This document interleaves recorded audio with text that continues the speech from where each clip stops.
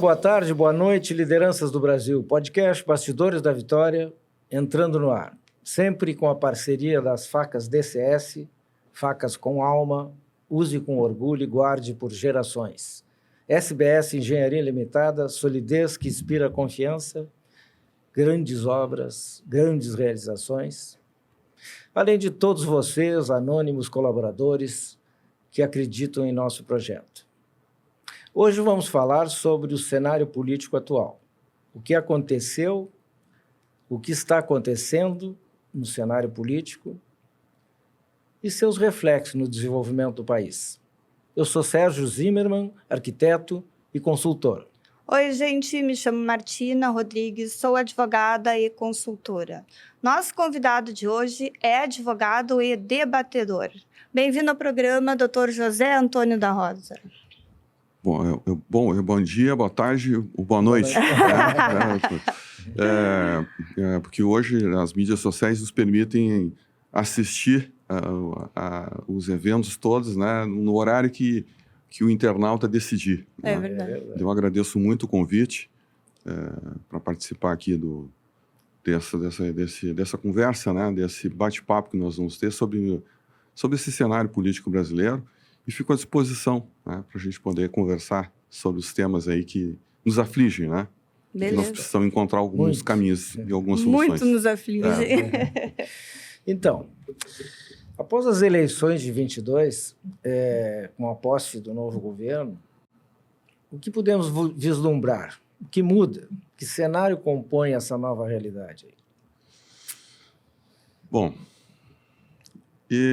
a gente teria que dar alguns passos atrás aí para poder analisar essa situação que nós estamos vivendo hoje, porque, infelizmente, nós, ao longo da nova república, nós não conseguimos perceber e notar e até mesmo ter governos que realmente construísse algo sólido para o Brasil. Né? Talvez ali o governo Fernando Henrique com o Plano Real, quando ele deu sustentabilidade para o Plano Real, deu melhor, até não sustentabilidade, deu sustentação política, né? Porque o Fernando Henrique chegou até a ser ministro da Economia e depois, sendo um sociólogo, né? Depois ele deu, como presidente da República, toda a sustentação para um plano que foi muito combatido, né? O Plano Real. E foi o plano que deu estabilidade econômico, ou melhor, deu estabilidade econômica no Brasil, controlou a inflação. Goste ou não do Fernando Henrique, essa é uma das questões, é um dos aspectos da sua política que tem que ser elogiado, porque o que se tem hoje ainda é resquício daquele tempo. Né? Mas nós tivemos depois os governos do PT. Inicialmente, o presidente Lula, no seu primeiro mandato, antes disso até, ele assumiu um compromisso, né, de preservar algumas políticas e não fazer... até ele cunhou uma expressão, né, o Lulinha Paz e Amor, né, porque o discurso antes era um discurso de quase revolucionário, né, e aí ele, inclusive, conseguiu ganhar as eleições quando ele fez aquela carta aos brasileiros, aquilo ali, eu digo ganhar porque ele conseguiu trazer para o lado dele a classe média, uma parte da elite brasileira econômica, também social, uma elite intelectual, né, que, eu diria assim, abraçou um projeto e confiou numa mudança no Brasil. Né, afinal de contas, ele foi um candidato durante 2 ou 3 eleições e apresentava ali se apresentava como um novo, né? Então teve muita confiança da população da época para poder fazer essas mudanças que eram necessárias no Brasil. E ele no primeiro governo dele, o Lula I, né, ele realmente manteve, e o Palocci, que foi o ministro da Economia dele, foi um ministro que manteve todos os fundamentos e até foi mais, eu diria, severo do que o próprio ministro Armínio Fraga antes, em alguns aspectos e alguns fundamentos. E aquilo ali foi possibilitando com que o Brasil fosse construindo um caminho de sustentabilidade econômica, porque eu sempre digo, quando eu falo em sustentabilidade econômica, eu falo num programa, uma política econômica que não resolva questões pontuais, mas que ela tenha sustentabilidade ao longo de 10, 20 anos.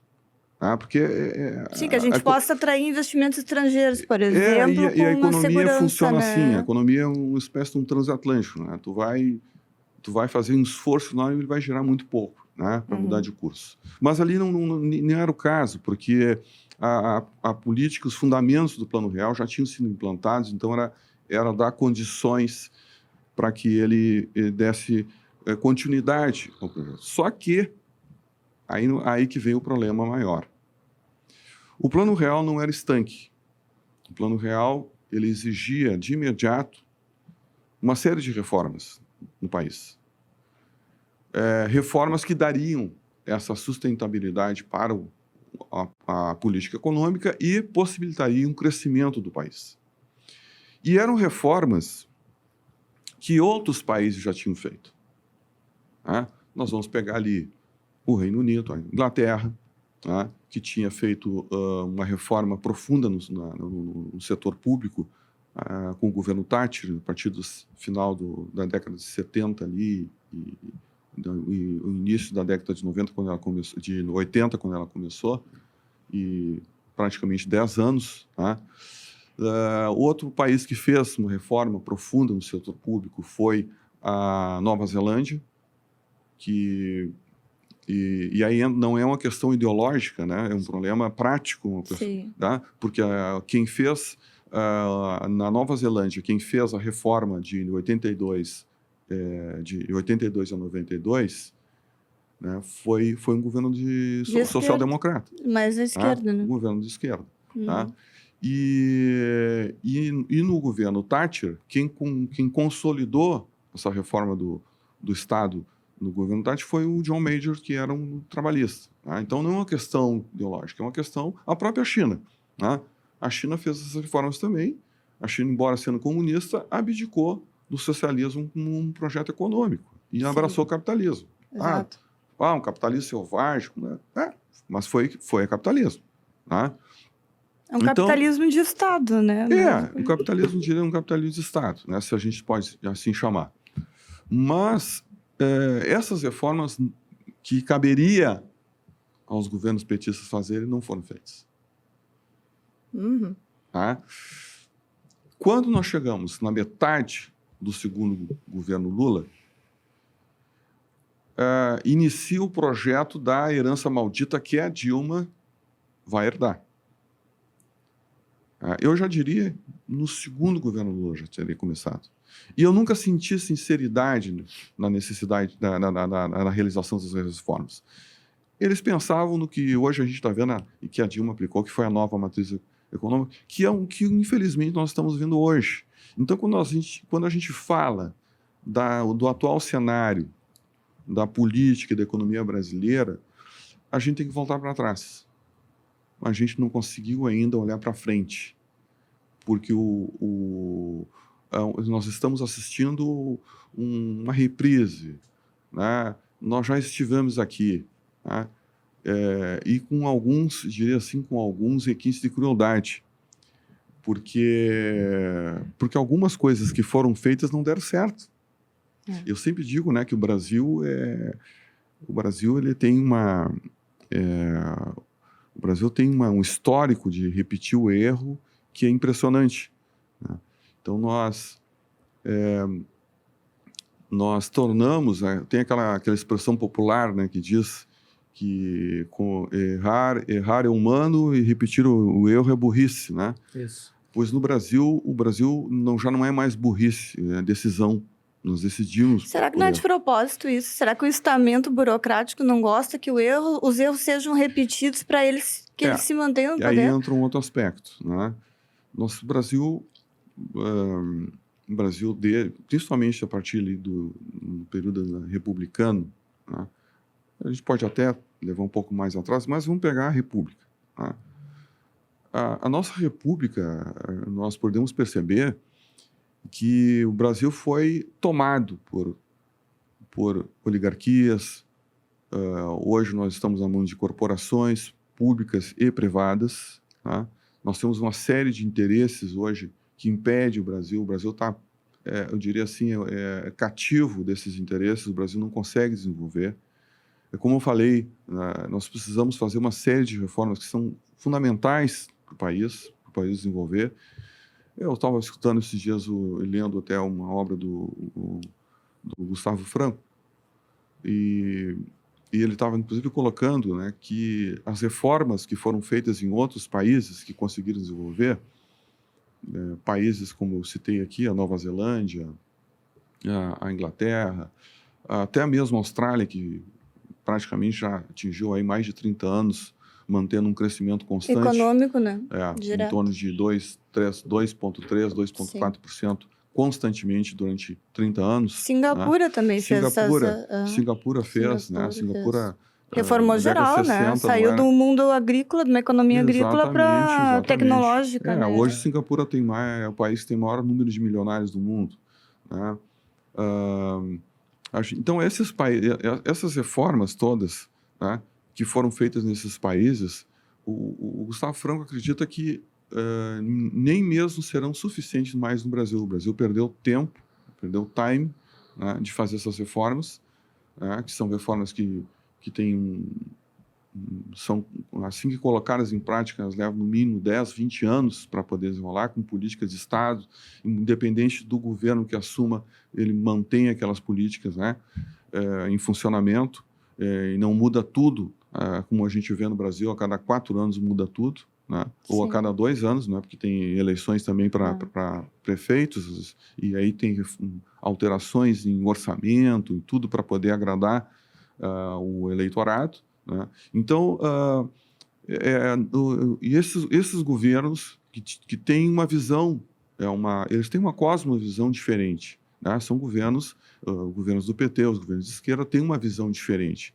Uma visão mais estatista, uma visão mais centralizadora, uma visão mais paternalista. Né? E como tu mesmo colocaste, Martina, tem muitos interesses que se servem dessa realidade. Sim. E eu sempre falo, né, a elite brasileira, infelizmente, né, aliás, não é uma expressão minha, né, uma expressão que o Pondé fala, os intelectuais brasileiros traíram o Brasil, porque eles não participam. E é interessante, muitos deles fizeram seus mestrados, doutorados em países de primeiro mundo, né, pós-doutorado, viveram nos países, viveram 5, 10 anos nesses países, e aí eles vêm para o Brasil e eles tentam aplicar uma visão tupiniquim que não daria certo em lugar nenhum do mundo. E aqui fica-se insistindo, né? Fica-se insistindo para que dê certo, e não adianta. Aquilo que está errado vai dar errado sempre. Né? Então, infelizmente, o que eu vejo hoje no cenário nosso é uma espécie de um déjà vu, sabe? Que nós estamos vendo algo que nós já assistimos, que nós já estivemos, já presenciamos e que deu errado.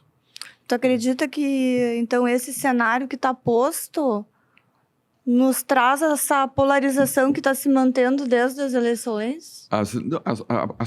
A polarização, Martina, ela começou muito antes. Tá? Ela começou com o ingresso do PT na política. Sim. Essa divisão do nós e eles, isso aí eu cansei de ver. Eu vi dentro das universidades, eu vi o PT nascer. Eu vi o PT nascer, conheci muitas lideranças do PT que se tornaram grandes lideranças e, na época, eram professores, simples professores. Vi o PT dentro das universidades, criando o ambiente de divisão do nós e eles. Sempre aquela condição assim, de superioridade moral, né, que os outros todos eram ladrões, corruptos, não sabiam nada, né, e eram opressores, eram essas coisas todas esses chavões todos que nós ouvimos diariamente na política. Né? E eu cansei de participar de eventos, tanto na universidade como eventos, como a Feira do Livro, né, em que aqueles que tinham uma posição diferente, né, daquela visão ideológica concentrada, míope, né? Uhum. Eles eram simplesmente, não se usava a expressão ainda, né? Mas eles eram cancelados, literalmente. Eu me lembro que em 3 oportunidades, numa delas eu tive que ajudar a escoltar um palestrante, e em 2 outras oportunidades eu tive que intervir e ajudar para que o palestrante pudesse falar, porque entrou uma turba lá, começou a gritar e não deixava o palestrante falar. Então, isso aí lá nos primórdios, lá no final da década de 80, ali, início da década de 90, Uhum. né, já se via esse tipo de situação, né? E ao longo do tempo, foi se dividindo a sociedade brasileira em classes, em cores, em sexos, em religiões, né? E o que nós estamos hoje colhendo é exatamente o que foi plantado ao longo desses 20, 30 anos, né? E que se acirrou também com o governo Bolsonaro, que, infelizmente, como nós, alguns políticos oportunistas, eu diria assim, né, aproveitaram da posição antagonista, né? Uhum. E quando eu digo político, não só o Bolsonaro, né? A gente vê isso aí dentro dos governadores, dos senadores, dos deputados estaduais, federais, ou seja, toda a classe política, independente da instância, né, aproveitaram esse discurso e alimentaram ainda mais.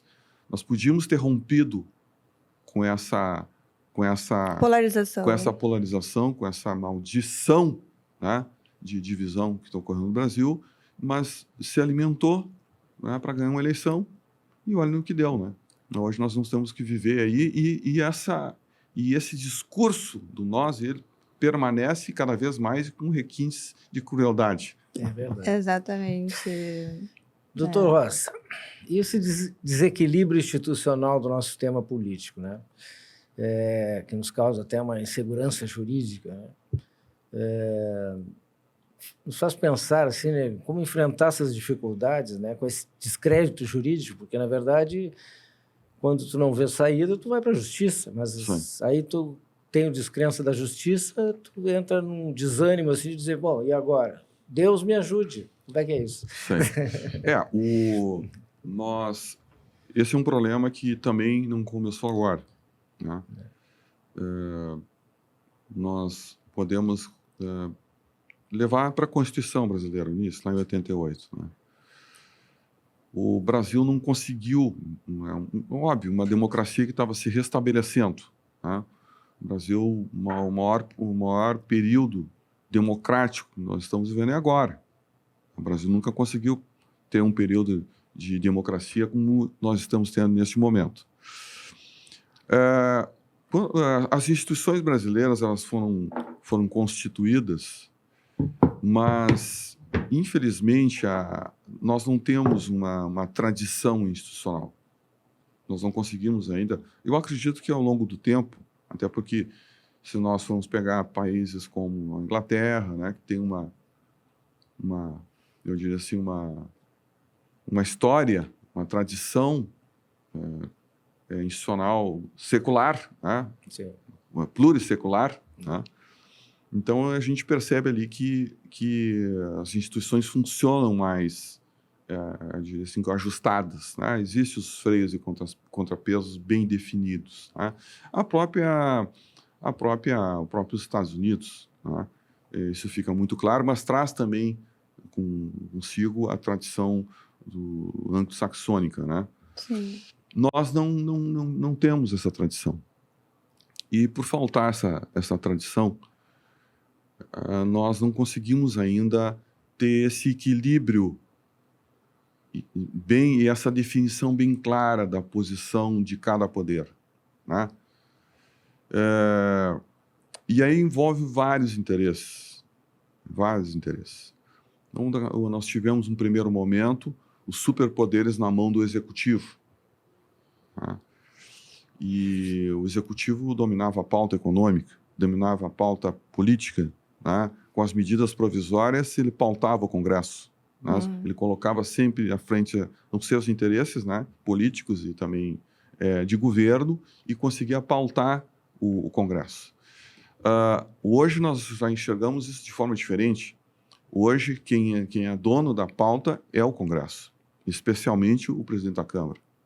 E ele também hoje tem na mão, em função das emendas, né, as emendas secretas, o orçamento secreto, hoje ele também tem na mão a chave do cofre, ele tem também o orçamento, né? Mas, de certa forma, o judiciário não está pautando... O judiciário, eu vou falar agora. Tá. O judiciário, como é que entra o judiciário nisso? Então, vou dar um exemplo. O Supremo Tribunal Federal fechou agora, a maioria já decidiu, né, sobre essa questão do marco regulatório, aí, do marco relacionado às terras indígenas, né? Aí tem uma reclamação do Congresso, né, principalmente da Câmara, do Congresso como um todo, né, que o Supremo estaria invadindo a atribuição de outro poder, né, que caberia ao Legislativo legislar sobre essa matéria.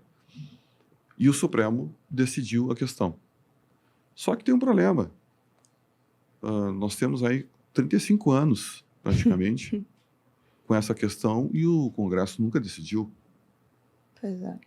Chegou no Supremo, o Supremo decidiu.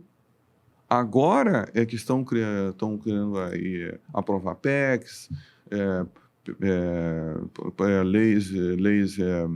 leis para regular determinadas questões relacionadas à questão indígena. Mas agora é tarde demais. Agora o Supremo já se manifestou e vai criar um impasse, porque tem uma PEC já que está em andamento, já está em processo legislativo, que, se for aprovada, vai conflitar com a decisão do Supremo. E aí como é que fica?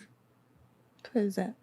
Então, nós estamos vendo aí essa disfuncionalidade dos poderes por essas questões. Mas também nós temos, por esse desarranjo institucional, nós percebemos um ativismo do Poder Judiciário, especialmente do Supremo Tribunal Federal. E esse ativismo ele está muito vinculado à política. Por quê? O Supremo Tribunal Federal não é somente um tribunal jurídico, ele também é um tribunal político. A forma como estão sendo nomeados os ministros do Supremo Tribunal Federal, estão se falando agora que o Flávio Dino pode ser o próximo no lugar da Rosa Weber. Mas o Flávio Dino não faz muito tempo, ele tem, talvez na sombra dele ainda existe algum resquício de que um dia ele foi juiz federal. Sim. Ele é um político. Então nós vamos colocar no Supremo Tribunal Federal um político. Se nós formos olhar, por exemplo, o ministro Toffoli. O ministro Toffoli foi advogado do PT. Esse ministro que entrou agora recentemente foi advogado do Lula. Então, tem uma vinculação político-ideológica muito grande dos ministros. Aquela questão do notável saber jurídico. Dizer que o ministro Cássio Nunes tem notável saber jurídico? Não tem. Dizer que o ministro Toffoli tem? Não tem. Dentro daquela tradição que é uma tradição que se manteve dentro dentro do Supremo Tribunal da Corte, juristas de renome já não quiseram assumir uma cadeira no Supremo Tribunal Federal porque eles entendiam que não tinham o conhecimento suficiente. E hoje profissionais que não conseguiram passar num concurso para juiz, como o caso do ministro Toffoli, assumem uma cadeira na mais alta corte do país. Uhum. E aí o que nós estamos assistindo hoje, dentro dessa disfuncionalidade, é esse ativismo jurídico, que, na verdade, ele tem muito de uma visão política, que, de certa forma, tenta fazer uma argumentação em defesa da democracia, uhum, mas está cerceando liberdades. E a gente percebe que tem uma conotação, eu diria assim, eminentemente política, porque nada mais atenta contra a democracia do que a corrupção. claro. que a corrupção que ocorreu durante os governos do PT, que foram apuradas pela Operação Lava Jato, foram corrupções que alteraram significativamente o processo eleitoral. E não se fala em democracia sem eleição. Sim. Tá? Ficou muito claro que o dinheiro da propina que rolou no meio político, ela inundou os cofres dos partidos e de políticos e que usaram isso para poderem se eleger e reeleger. Então, de certa forma, o processo legislativo, o processo eleitoral foi fraudado. Sim. Isso é um ataque à democracia. E, infelizmente, o que nós estamos assistindo é um desmanche total da Operação Lava Jato e que ficou agora sacramentado com essa decisão monocrática do ministro Toffoli, que anulou as provas decorrentes do acordo de leniência da Odebrecht, onde Sim. mais de 70 executivos da empresa delataram, a empresa fez uma leniência, a empresa fez não só com o Brasil, mas também com a Suíça, com a Procuradoria-Geral da Justiça. Porque ele não considerou esse acordo, né? Como é que é? Ele não considerou esse acordo internacional que foi feito, ele disse que não tinha sido feito baseado numa informação errada. Não, mas o pior, o acordo estava dentro do processo. Exatamente. Né? E mais, tinha também no processo um inquérito que tinha sido feito anteriormente pelo ministro Lewandowski para apurar a conduta dos procuradores e ela foi abonada.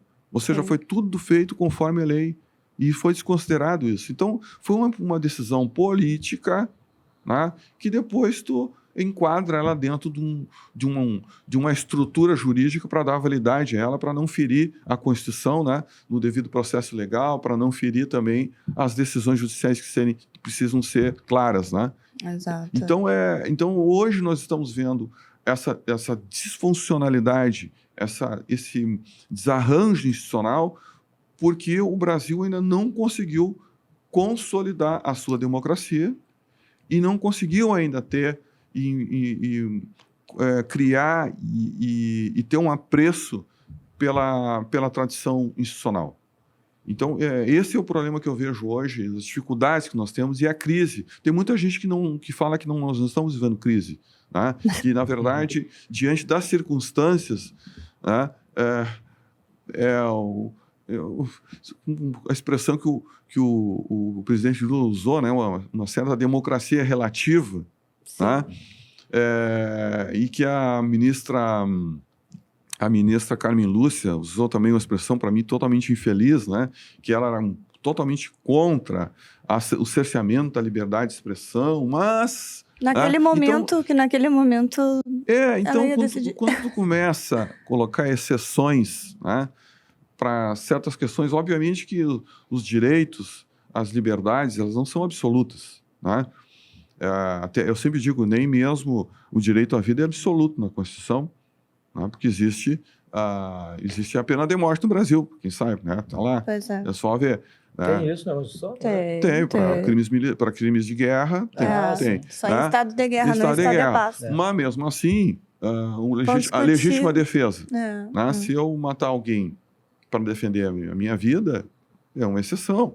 Claro. Então, não é absoluto o direito à vida do outro. Para preservar, inclusive, o direito à vida que eu posso tirar a vida de alguém. Tá? Então, não existe nada absoluto. Mas tem certas questões que nós estamos assistindo hoje que não é uma reclamação somente, eu diria assim, daqueles que estão na oposição, daqueles que estão sendo vítimas, né? É uma reclamação geral. E tem que ser geral porque depende...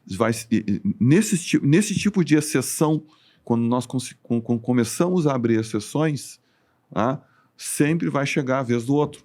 Claro. Hoje está no poder, pode estar se aproveitando dessa situação, mas amanhã pode não estar e vai ser vítima daquilo que defendeu. Até porque a jurisprudência foi feita, né? Exatamente. E a jurisprudência muda no Brasil e isso é um outro problema, né?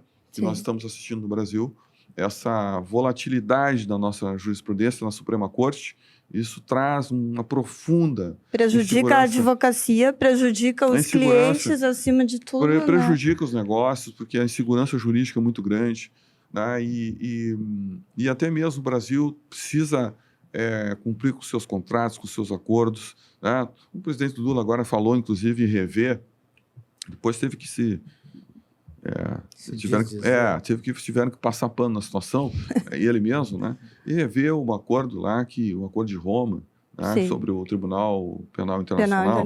Então, com muita facilidade, a gente...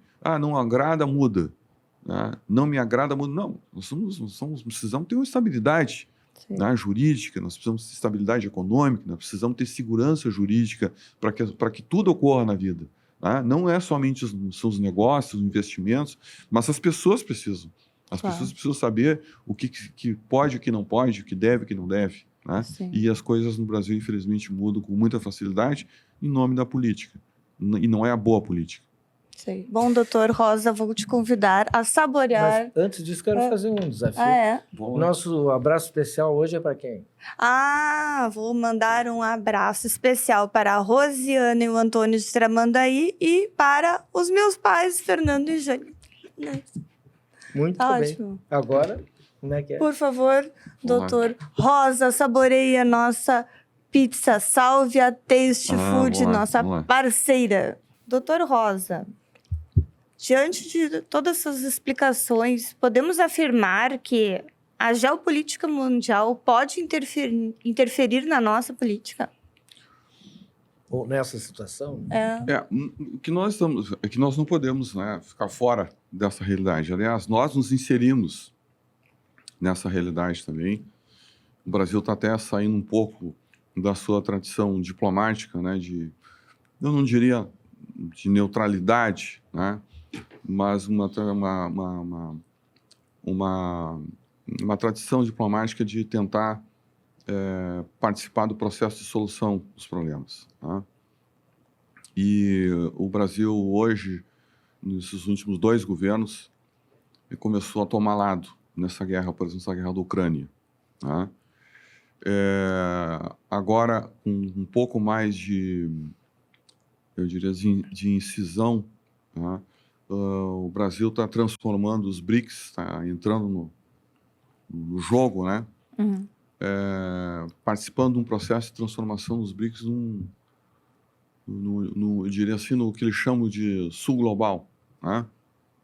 Que é um aparelho, né? Um novo aparelho ideológico para fazer frente aos Estados Unidos e seus aliados. Né? E o que deveria ser os BRICS, né, que é uma invenção, um nome, né, que foi inventado, mas aí os países emergentes gostaram, principalmente Brasil, China, Índia e Rússia, né, criaram os BRICS, que deveria ser um ambiente, né, para se desenvolver questões comerciais, né, e hoje ele praticamente está se tornando uma força política, né, inclusive com inclusão de outros países, e todos os países que têm uma posição contrária, né, aos interesses dos norte-americanos, dos Estados Unidos. E, infelizmente, são países que não têm tradição democrática, né? Sim. Como a China, como a Rússia, como a Índia, África como do o Sul, Irã, né?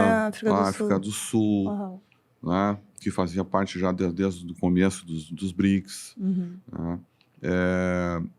E outros países que nós estamos vendo aí ingressando que não têm essa tradição democrática. Pois é, então, do Irã é bem complicado, né? É um sinal negativo nesse aspecto, né? Sim.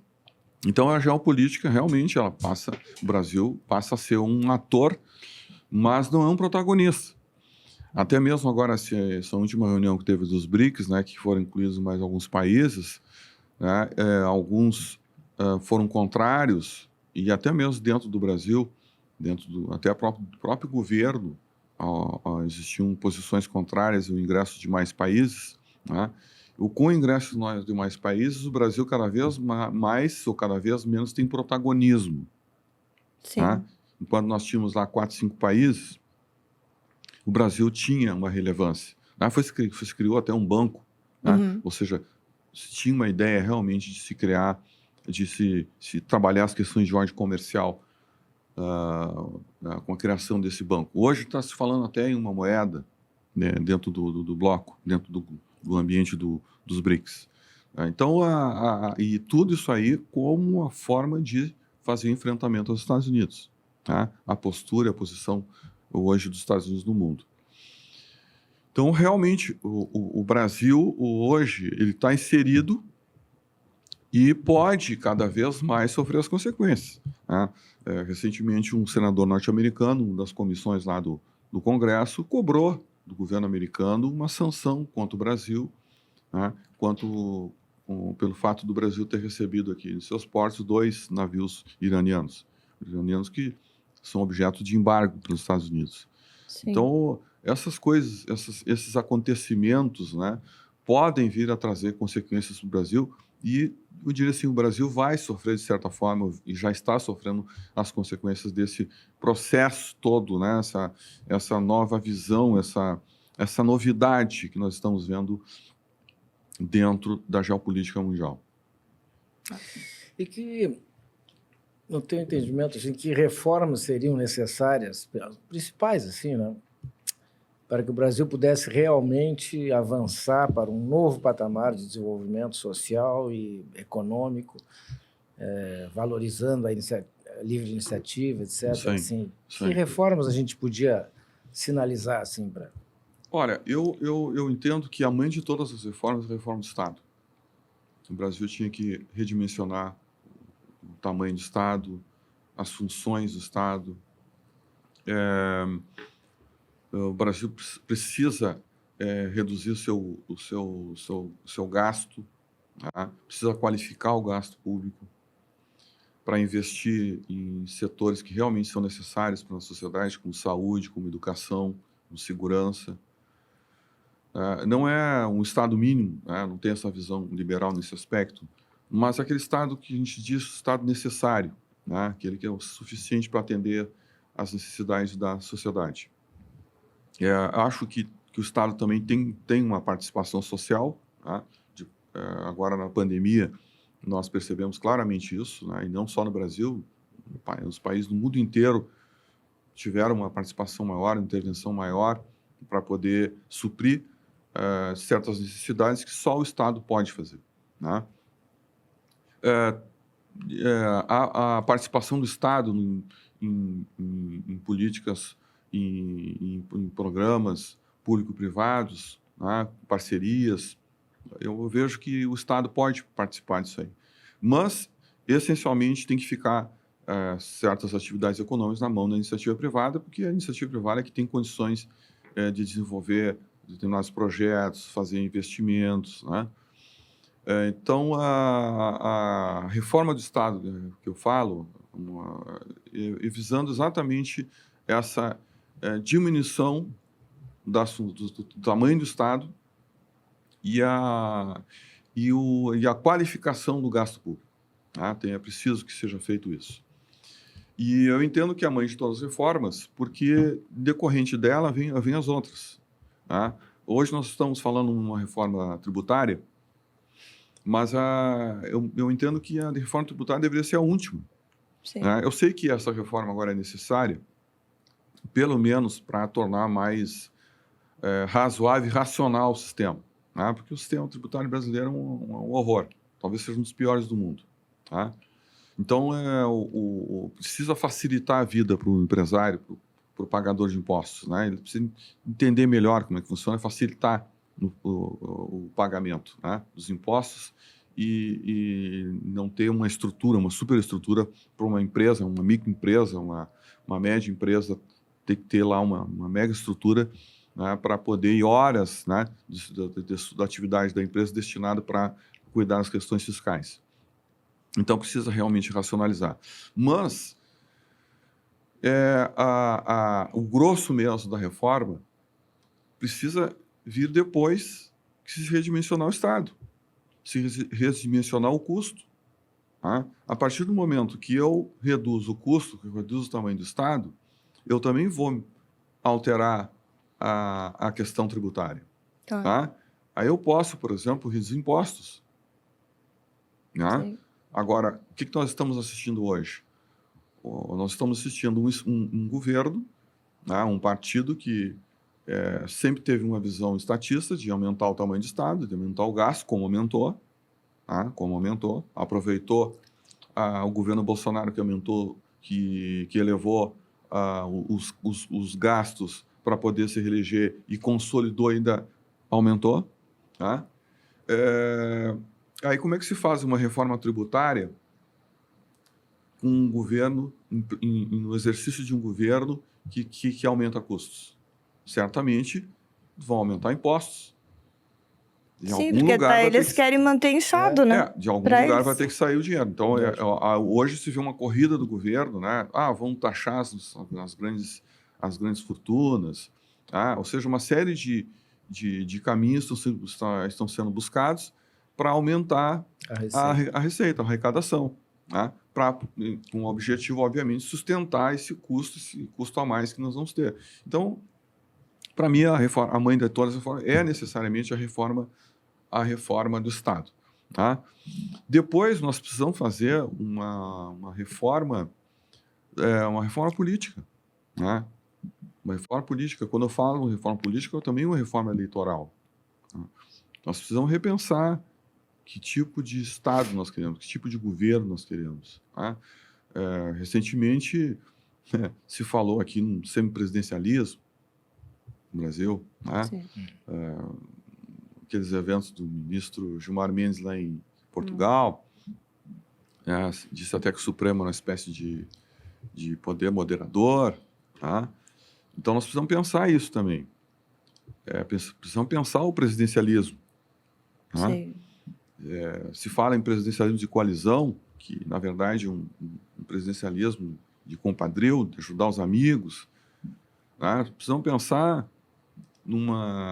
se esse sistema eleitoral nosso está bom, será que nós não temos que mudar para um distrital puro ou misto? Tá bom eleger um deputado estadual com votos do Estado inteiro, um deputado federal com votos do Estado inteiro, e onde o deputado é eleito depois não aparece em lugar nenhum, porque ele tem votos espalhados por todo o Estado, ele vai priorizar, obviamente, onde ele teve mais votos, mas só que ele recebeu o voto do Estado inteiro. Será que nós temos que pensar num voto distrital? Então, essas coisas todas são necessárias para a gente pensar o Estado brasileiro. Uma reforma econômica. Nós precisamos consolidar uma reforma econômica que dê realmente condições do país se desenvolver. Então, nós temos que pensar num sistema em que favoreça, por exemplo, o ingresso de recursos, de investimentos estrangeiros. Nós precisamos fazer uma abertura, inclusive, na economia brasileira, para que se tenha essa facilidade. Claro que tem um custo isso, como teve custo em vários países que colocar em prática essas reformas. Mas, ao longo do tempo, ao longo de 20 anos, 30 anos, se mantendo o projeto, o ganho é muito maior. O ganho é muito maior. Nós vamos ter um problema na nossa indústria? Vamos ter. Por quê? Porque a nossa indústria sempre foi protegida. Ou com benefícios fiscais, ou com algumas políticas setoriais, ou com investimentos, ou com BNDES. Então, sempre, de alguma maneira, foi protegida. Aí nós tivemos, por exemplo, ali no governo Collor, que se abriu, de certa forma, a economia. Eu acredito até que ele sofreu impeachment por isso. E a gente viu como foi a grita do pessoal, o problema que foi. Só que as grandes nações e as nações que conseguiram se tornar desenvolvidas e as próprias emergentes fizeram abertura. Claro. Fizeram abertura na sua economia, para receber esse capital de fora. Hoje se fala, o governo se fala aí o governo agora fala em reindustrialização do Brasil. Que está parado desde a década de 80. Mas nós temos que pensar que tipo de indústria a gente quer. Será que a gente quer reindustrializar aquela indústria que surgiu lá na década de 50, 60, Aquela indústria não existe mais. Né? Em tempos, se falava muito um tempo atrás, né, com a automação industrial, se falava no desemprego estrutural, Sim. né, que era uma máquina que substituía 50, 60 trabalhadores. Né? Hoje a gente fala em inteligência artificial. Né? E o desemprego vai ser digital. Né? Eu estava vendo esses dias uma máquina, um robô que entrou e limpou um banheiro. Então, aqueles serviços mais básicos, né, que uma faxineira faz, não vai ter emprego para ela. Tem que se pensar isso. Aliás, já tem países hoje que estão sofrendo com isso. Sim. Nós temos que olhar para essa realidade. Tá? E para olhar essa realidade, nós temos que pensar também na questão da educação. Precisam qualificar a educação, precisam ter dinheiro para a educação. O Brasil até, no percentual em relação ao PIB, o Brasil até tem um grande investimento em educação, mas o problema é a qualidade desse gasto, a qualidade desse investimento. Tá? Nós não estamos investindo em qualificação, tá? Nós estamos investindo nem mesmo em salário do professor. Tá? Ou seja, tem um gasto aí que tem algum vertedouro aí que esse dinheiro não está chegando onde realmente tem que chegar e que traga para ele um resultado positivo. Então, nós temos um problema sério, depois, como consequência disso, né, na alfabetização, na qualificação desse aluno para poder enfrentar outras vicissitudes, outras dificuldades. Ele vai ter dificuldade depois para ingressar num curso superior. Ele vai ter problemas com a produtividade, que esse é um outro problema que o Brasil vive. A queda da produtividade do trabalhador brasileiro nesses últimos 40 anos é enorme. O Brasil não consegue produzir. Tá? Aí, consequência disso, a própria economia brasileira hoje ela não é tão representativa a nível global, tá? Talvez em torno de 3%, que é pouco, tá? Em relação ao Brasil com um país que também deveria ter uma participação maior na economia global, no PIB mundial. A gente vai ver também uma dificuldade grande do Brasil com relação à educação, né, na questão da produtividade, e o resultado nessas provas todas, né, do PISA, do IDEB, né, que se consegue ter um levantamento claro dessa realidade do brasileiro. Bom, isso traz um atraso, um retrocesso, inclusive, e principalmente um atraso para gerações, porque uma geração vai atrasando a outra. Né? E se nós não pensarmos isso com seriedade, nós logo aí vamos nos deparar com situações bem complicadas. Tá? O Brasil hoje já não tem mais o que a gente chama de bônus demográfico, porque a população brasileira está diminuindo. Tá? Se fala aí que daqui a 30 anos nós teremos uma população de idosos maior que a de jovens. O Brasil, com uma expressão que alguns economistas utilizam, né? O Brasil envelheceu antes de enriquecer. Tá? Isso quer dizer que nós vamos ter uma massa de pessoas que precisam ser sustentadas. Sem pessoas na economia ativamente qualificadas, aumentando essa qualidade de ganho, né? Porque eu sempre digo que tu não faz distribuição de renda, né? Entre aspas, né? Com política social. Né? Tu gasta com política social, então tu precisa ter renda para gastar. De renda tu faz com as pessoas qualificadas, elas consolidando o ganho delas com a qualificação profissional que ela tem. Né? Ou seja, uma pessoa lá que é pedreiro, ela faz um curso, passa a ser mestre de obras, ela se qualificou e aumentou o salário. Claro. Isso aí está consolidado. Tá? Sim. Mas tem algumas atividades que estão desaparecendo do mercado. Então, se tu tem um país em que uma grande parte da população está qualificada do ponto de vista intelectual e profissional, essas pessoas vão começar a gerar atividades que vão gerar empregos, novos empregos. Sim. Né? E isso, infelizmente, nós não temos. Hoje, o Brasil 1/3 do que o Brasil hoje produz seu PIB é do agronegócio. Ou seja, nós somos exportadores de commodities. A gente consegue hoje ter um produto de qualidade, né, com valor agregado, sendo competindo no mercado. Né? Então, doutora, eu te pergunto, como a gente sai desse cenário que dá para considerar um cenário de horror? Porque nós temos uma população que está absorta, está amorfa, está omissa, está perplexa, está diante desse cenário. Nós temos um total descrédito das instituições e está acontecendo exatamente isso que tu está falando. A gente não tem uma taxa de reposição populacional. Tem países como Singapura, Austrália, que estão bombando na economia há 20, 30 anos, e nós aqui inerte. O que podemos fazer?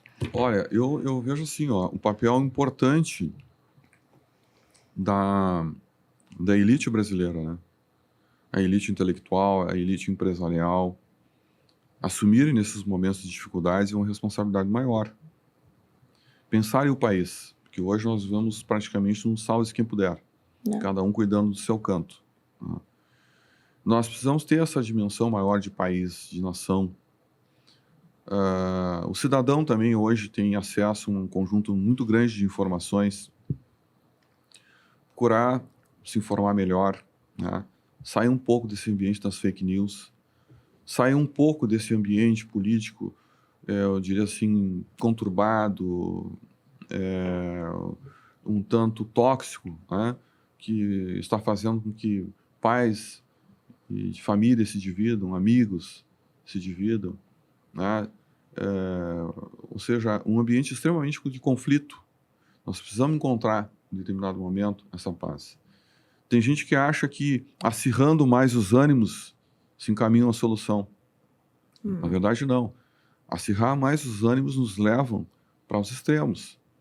E esses extremos são extremamente nefastos para o país. A vida não pode ficar circunscrita a uma visão ideológica. A visão ideológica é uma visão míope. Ela não consegue abarcar uma totalidade, ela não consegue abarcar as diferenças, ela não consegue abarcar o plural, ela não escuta, ela é cega. E isso que nós estamos vivendo hoje no Brasil. Nós estamos cegos do ponto de vista ideológico. Nós estamos transformando a política uma espécie de religião. Eu vejo muita gente se dizendo conservadora e apostando tudo na política, mas um verdadeiro conservador é um cético político.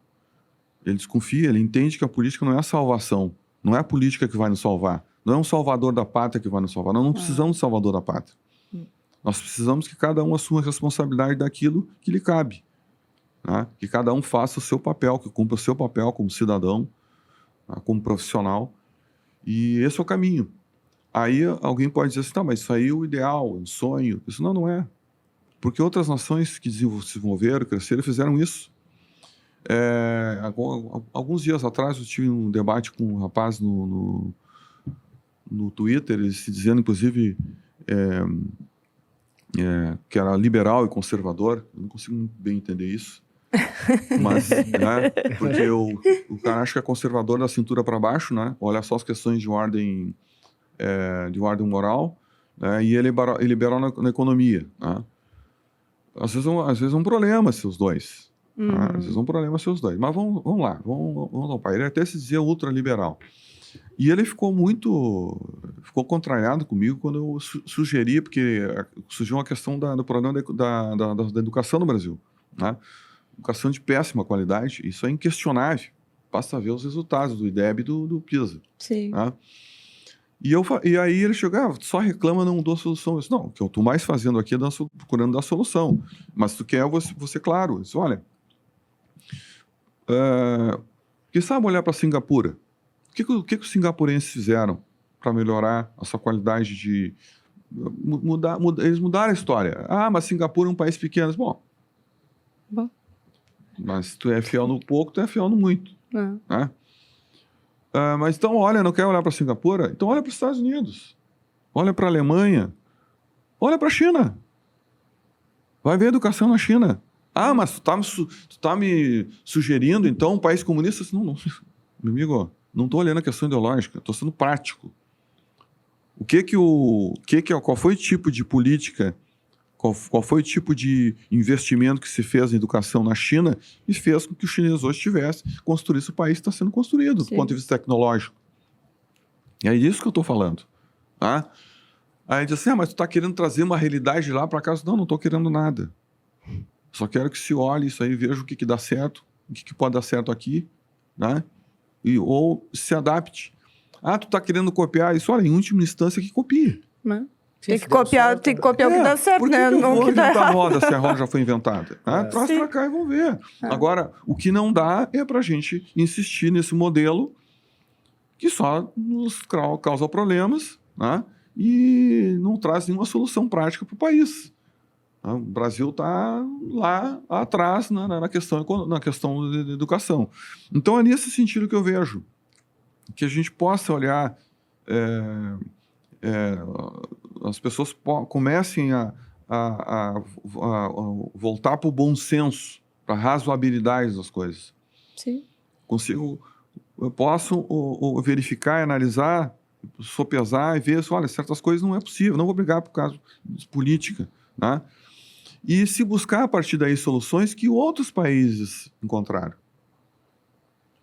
Eu acho que tantos profissionais, tanto nas universidades, que hoje é um problema a universidade hoje virou uma obscuridade total, um obscurantismo total, né? Hoje a universidade está se encaminhando assim, para uma espécie do pensamento único, né? Não se pode ter pluralidade de pensamento. Sim, colapsou, né? A universidade colapsou total. A universidade que tem um sinônimo, né? A busca da verdade, hoje, ela, na verdade, quer uma verdade única. Tá? Exato.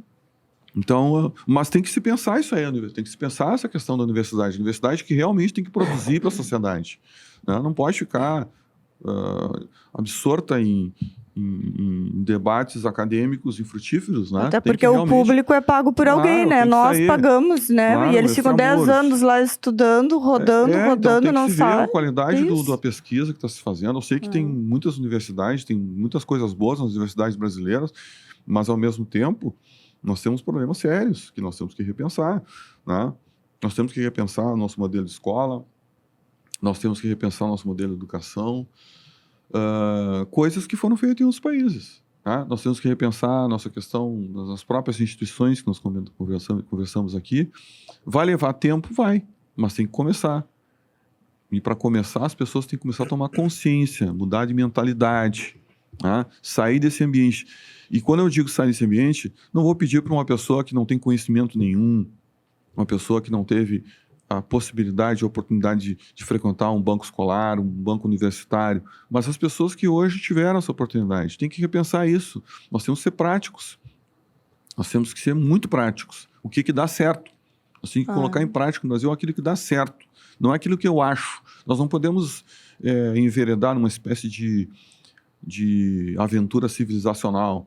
Vamos mudar tudo e vamos ver depois o que vai acontecer. Não, tem certas coisas que são conquistas da civilização. Nós só atingimos determinado patamar de civilidade graças a muito sangue, suor e lágrimas de gerações que nos antecederam. Com certeza. Agora, eu simplesmente dizer que a partir de agora não vou mais seguir essas práticas, essas regras, essas leis, porque eu quero mudar, eu quero um outro mundo possível, isso é uma aventura. Né? Ou seja, nós corremos o risco de estarmos trilhando a barbárie, né? Trilhando o caminho da barbárie. Então, eu vejo nesse sentido. Eu acho que é preciso uma tomada de consciência, mas, do ponto de vista prático, é necessário que a nossa elite, né, brasileira tome ciência, né, e tome o país para si, para ajudar a fazer as transformações que são fundamentais para o Brasil desenvolver. Senão, nós seremos talvez uma espécie de uma grande Ceasa, né? Um produtor de commodities para o mundo, né? E sem condições de realmente elevar a qualidade de vida do nosso povo. É isso aí. É tu? E quem é José Antônio da Rosa? Eu sou um advogado, estou há 30 anos em Porto Alegre, nasci em Bagé, minha terra, filho da dona Zuma, do seu Carmelito Sotoco, falecido já, com 2 manos, Nicolau e Benhur, e filho de uma família pobre. Creio que eu tenha sido o primeiro na família do pai e da mãe a ingressar numa universidade. E passei por dificuldades na vida, mas com base nos ensinamentos do meu pai e da minha mãe, 2 pessoas iletradas.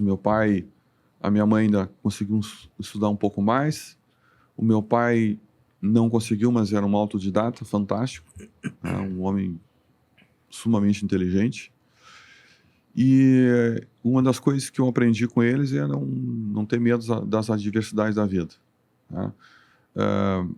Hoje eu vejo muita gente colocando problemas raciais na frente como dificuldades para enfrentar racismo. Então não sabe o que era racismo, não sabe o que é racismo, não sabe o que se passava aí, se passou há 20, 30, 40, 50 anos atrás, como foi o meu caso, né? E isso não foi motivo nenhum para a gente estacionar, ficar se lamentando, né? Ficar buscando alguns privilégios, algumas benesses, abrindo mão de mérito, né? Porque eu e meus irmãos, nós sempre estudamos, sempre procuramos ser os melhores alunos na escola, né? Então, eu vejo nesse sentido. Eu sou assim, uma pessoa que lutou como tantos brasileiros fazem diariamente, a grande esmagadora maioria dos brasileiros, e que buscam de alguma maneira algo melhor para a sua vida e para os seus, tá? E quando eu digo seus, não só os familiares, né, mas também os amigos e a nação como um todo. Muito bem. Com certeza. Pois então, doutor Rosa, a gente pessoalmente queria agradecer a tua disponibilidade de estar conosco aqui nessa tarde, aqui para a gente poder conversar um pouco aí sobre essa realidade política, econômica e social aí que o nosso país passa, né? E, na verdade, vamos dizer, essa paz que tu transmite aí com o teu pensamento faz com que a gente possa refletir as coisas com harmonia, né? Sim, que é necessário. Que é o fundamental, né? Sim. Nessa questão do pensamento, né? Então, deixo aqui o meu profundo agradecimento a essa tua disponibilidade, e os nossos microfones estão sempre à tua disposição. Quando quiser conversar com a gente novamente, será um prazer recebê-lo. E talvez nós mesmos provocaremos para a gente discutir um outro assunto aí que seja, vamos dizer, momentâneo aí, que a gente precise contar com o teu conhecimento. Tá Muito certo. obrigado. Eu que agradeço o convite e fico à disposição sempre que for necessário. Obrigada, Rosa, pela tua presença. São histórias de vida como a tua que a gente quer trazer sempre aqui, semanalmente, no nosso podcast, para influenciar positivamente a sociedade brasileira. Tá certo. Muito obrigado. Pessoal, muito obrigada e nos siga nas nossas mídias sociais. Podcast Bastidores da Vitória, junto com as facas DCS, facas com alma, use com orgulho e guarde por gerações. SBS Engenharia Limitada, solidez que inspira confiança, grandes obras, grandes realizações. Semanalmente, trazendo convidados com as mais diversas especialidades e experiências, preocupados com a cidadania e com os destinos do Brasil. Venha conosco, se inscreva, compartilhe, siga esse canal. E também obrigado aí aos nossos colaboradores e parceiros, a Savia Test Food, Quero Café, o estúdio ProHub, que está sempre aqui nos dando toda a infraestrutura para nossas gravações. E, mais uma vez, digo a vocês que estaremos, Vitória Consultoria, sempre aqui, inovando pela liberdade. Bom dia, boa tarde, boa noite. Boa madrugada lá em Manaus, né? Especialmente para o Clóvis, né? E até semana que vem, Lideranças do Brasil.